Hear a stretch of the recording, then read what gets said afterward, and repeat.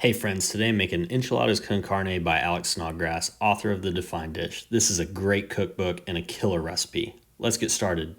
I'm cooking these on the Traeger for some extra flavor, but you can cook these in a normal oven, setting it to 350 degrees. In a bowl, combine a tablespoon plus a teaspoon of chili powder, a teaspoon of garlic powder, half teaspoon cumin, half teaspoon paprika, half teaspoon onion powder, a fourth a teaspoon oregano, and cayenne pepper. In another bowl, place 3 tablespoons of tomato paste. In a third bowl, place 2 tablespoons of arrowroot or cornstarch, and in a final bowl, 2 tablespoons of butter. Now prepare 2 cups of beef broth. I prefer better than bouillon beef broth. Next, finely dice 1 onion. Now let's make the sauce. Take a medium saucepan over medium heat. Add your butter. Stir the butter until it's melted. Then add your arrowroot starch and mix that in. Once your starch is combined with the butter, mix in your spices and toast for 2 minutes, stirring frequently so it doesn't burn.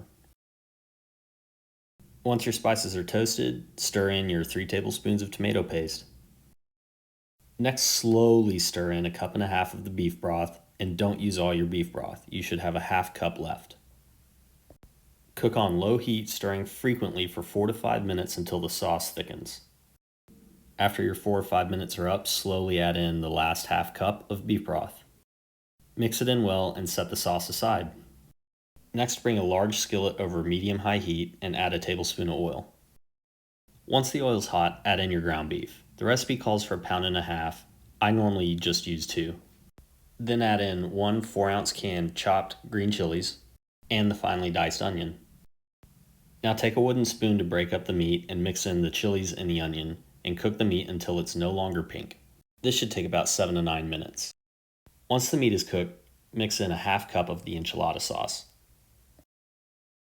Now time to go check in with the sous chef.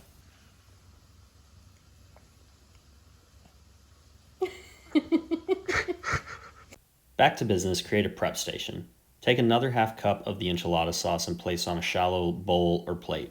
Now take each tortilla and dip in the enchilada sauce, then place 2 tablespoons of the meat mixture in the tortilla, fold it, and place in a 9x13 baking pan. We use the gluten-free siete cassava tortillas for this. Once the tortillas are filled, spread the remaining meat mixture on top of them. Then pour the remaining enchilada sauce on top and spread as evenly as possible over the enchiladas. Finally, place a 1/2 cup to a cup of shredded cheddar or Monterey Jack cheese on top. Now place the enchiladas in the oven at 350 degrees for 20 minutes. Again, I'm doing this on my Traeger this time just for some extra smoke flavor. After 20 minutes, I like to turn the heat up or the broiler on for about 2 to 3 minutes to crisp it up a bit. Once they're finished cooking, take them out of the oven and let them sit for about 10 minutes. They're going to be really hot. I paired up this meal with a delicious Malbec from Scout & Cellar. I did not follow my own rule and let these rest for 10 minutes, so they kind of fell apart, but they were delicious nonetheless. Basically, make sure you let them sit for 10 minutes and enjoy. Emma enjoyed them so much that she had them for dinner and then wanted them for lunch again the next day.